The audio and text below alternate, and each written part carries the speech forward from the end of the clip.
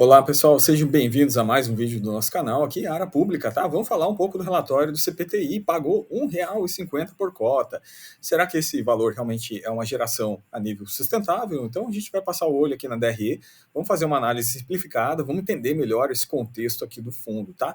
Relembrando que esse produto aqui é um produto que uma parte significativa, inclusive da rentabilidade dele, é devido ao quê? É devido às giratórias, né? É devido aos giros que o fundo faz. Então, como o fundo faz com bastante maestria esse processo de giro, né? Na minha opinião, os fundos da Esparta, esse fundo aqui e o BODB também são os fundos que têm feito um trabalho de giro com ganho de capital melhor, né, entre os FII infras, tá? Então esse fundo tem esse viés muito forte aqui. Vou fechar a tela e vamos analisar os principais fatores deste mês.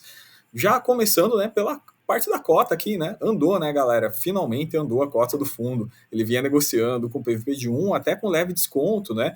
E a gente tem visto realmente todos os demais produtos de FII infra andaram bastante. Agora, recente, essa semana passada, teve uma recuada, né, nos valores das cotas em alguns produtos, mas a maioria está para o lado do ágil, né? E esse produto aqui, ele acabou passando para o lado do ágil também. Então, está negociando a 102,5, sendo patrimonial dele 101,22, PVP da ordem de 1,01, tá?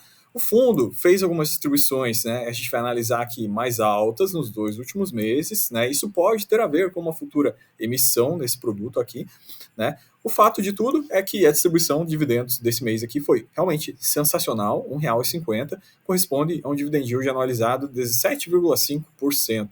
Carrego do fundo, ele segue em um IPCA mais 8,3%. Número de posições aqui, 49, quase 50 debêntures. É um fundo bem completo, né, que são número de debêntures. Bom, tendo visto isso, né, galera, vamos direto aqui para a parte da rentabilidade, que é o que mais nos interessa.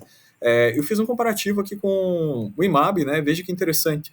O IMAB, nesse mês de fevereiro, ele rendeu 0,55 positivo, ou seja, jogou a favor, mas não foi aquela coisa assim, fortemente impactada, um benefício muito forte do IMAB. Entretanto, todavia, mesmo assim, o CPTI conseguiu uma valorização de mais 1,47, ou seja, quase 3 vezes aí a mais que o IMAB, em função muito de fechamento dos spreads. Ele fala justamente na carta disso aí, sobre fechamento nos spreads das debêntures dos fundos, efeito compressão de spread, valorização de produto. Então a gente tem visto isso basicamente em todos os FII infras, né? Mas nesse a gente viu de forma mais pronunciada agora, que é basicamente o que, né? Se existe uma grande procura pelo produto debênture incentivada, né? Em especial as debêntures incentivadas de cada portfólio, isso varia muito de fundo para fundo, porque os fundos têm debêntures diferentes, né? Então, se está tendo procura excessiva por algum tipo de debênture específica, e essa procura é bastante alta, lei da oferta e demanda. Então, o que acontece? Então, o preço unitário das debêntures vai subir. Preço unitário subindo, taxa cai. Lembre-se, é aquela balança ao qual a gente sempre fala aqui. Então, fundo pode ser favorecido, por exemplo, por uma marcação a mercado, por um efeito exógeno, digamos, a NTNB de referência caiu, estava com spread, por exemplo, IPCA mais 5,8 caiu para IPCA mais 5,2. Taxa caindo, preço unitário sobe, tá? Isso afeta todos os produtos em linhas gerais. Alguns mais, outros menos, dependendo do qual ponto da curva você está. Se você está no vértice de curta prazo, ou no vértice médio, ou no vértice longo. Então, isso vai ser referencial para as suas alterações em quanto vai aumentar esse preço unitário. Mas esse movimento que a gente viu em janeiro e fevereiro, ele é um movimento diferente. Esse movimento tem mais a ver com essa oferta e demanda. Ou seja, existem algumas debêntures que estão sendo mais procuradas. Como existe essa procura grande por esses produtos aqui, acaba fazendo o quê? Preço unitário sobe e a taxa vai caindo. Compressão de spread. A quem quiser, aos fundos que tiverem esse produto com preço unitário valorizado, eles podem estar vendendo esses produtos, transitando e trazendo esse valor para dentro do caixa em si.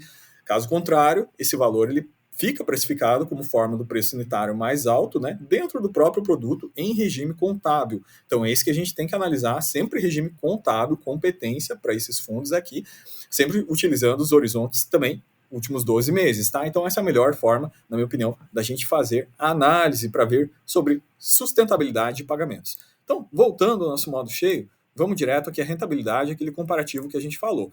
Então a gente já viu que o fundo performou melhor que o IMAB, tá? Ele capturou esse resultado ao contábil dele melhor do que o próprio ritmo que o IMAB andou nesse mês, né? Não somente isso, quando a gente faz uma associação, eu gosto de fazer esse acompanhamento com o IMAB, justamente para dar essa visibilidade para a gente. Nesse produto específico, ele tem uma duration mais tendendo para média longa, então acontece que o IMAB acaba representando bastante bem ele. Então, quando a gente avalia os períodos que a gente teve essa barrinha azul aqui de baixo, que o fundo declara no relatório, seria ganho de capital. Então, se você bate essas barrinhas azuis do ganho de capital com essas montanhas azuis claras que a gente tem nos gráficos acima, você percebe que justamente os períodos onde o fundo mais fez ganho de capital, justamente foram coincidentemente períodos onde o IMAB jogou para o favorável, ou seja, teve aquele fenômeno de compressão de spread que eu acabei de explicar aqui para vocês, tá? Mas nesse mês de fevereiro isso não aconteceu. Então veja, o 0,55 do IMAB não ajudou, mas mesmo assim o resultado do fundo foi 1,47, então foi mais alto que o IMAB. Isso permitiria ao fundo, sim, fazer ganho de capital esse mês aqui, ou seja, trazer o resultado para o caixa, e se o fundo, assim, não o fez, subentende-se que esse resultado, de fato, está contido dentro do contábil, esse 1,47 aqui. Então, esse é o ponto central na avaliação de sustentabilidade.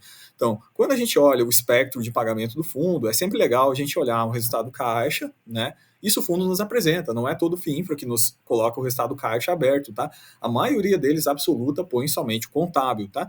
Mas, no final de tudo, é interessante a gente ter essa alavanca de olhar o resultado caixa aqui para tirar algumas conclusões. Nesse caso específico aqui, esse fundo distribuiu, nos últimos 12 meses, R$ 13,6 em total, somando os últimos 12 meses. Entretanto, a geração caixa dele foi 12,6, R$ 1 abaixo. Como eu falei para vocês, não olhem apenas geração caixa. Nesses fundos a gente tem que olhar geração, competência, sempre regime competência e geração contábil. Na área de membros, a gente fez um vídeo sobre CPTI, detalhadíssimo, né? Sobre uma análise realmente de todos esses regimes, qual que é o impacto, inclusive prevendo um certo nível de possibilidade de pagamento futuro com base no resultado acruado contábil que existe ou não nesse produto aqui. Então, vale a pena sempre a gente fazer uma análise mais ampla, né, antes de tomar decisões. Mesmo assim, a gente percebe que, mesmo em linha com geração caixa, o nível de distribuição está relativamente alinhado, tá? Está andando, logicamente, com a geração pagamento caixa um pouco à frente, mas existe um alinhamento aí. Fundo, a cota do fundo, como a gente viu no início, andou bem, né? Mesmo após Datacom aqui, a gente tem a janelinha, esse eletrocardiograma Datacom DataX. Mesmo depois disso, realmente a cota continuou subindo aqui, bem precificado no mercado. Patrimonial do fundo ganhando tração nos últimos meses, saiu lá de 98 para 99. Aí ao final do ano aqui, final de fevereiro, desculpa, já bateu 101,22 e recentemente o patrimonial aqui na casa de 100,35, né? E segue acruando até o final do mês. Então, isso é o que a gente tem em termos de produto, tá? Quando a gente vai para a DRE, para a gente fazer aquela análise interessante do produto também aqui na DRE, a DRE dele nos expõe, né, o regime caixa, o regime contábil, ou seja, tem todas as informações aos quais a gente comentou aqui no vídeo, então dê uma olhada sempre nesse aspecto. Regime caixa, regime contábil, como é que está indo, quanto distribuiu, faz o comparativo, a gente chega realmente a algumas chaves de leitura sobre o nível de distribuição potencial desse produto aqui para os próximos meses. Então, esse é o exercício que a gente fez com detalhe na área de membros, que é um estudo detalhado da DRE desse produto, mas já deixei aqui para vocês as premissas, justamente para quem quiser fazer essa análise. Em termos de carteira, né, poucos giros esse mês, algumas compras, tá? Ele fala do resultado global do fundo, de 1,47, já vimos, né? E algumas compras interessantes, essa água do sertão aqui, veja, pegou um spread bem legal, spread de aquisição, IPCA mais 8,4, uma infraestrutura de saneamento, é muito bom, né? Um spread de 265 base points, muito legal para aquisição do book do fundo.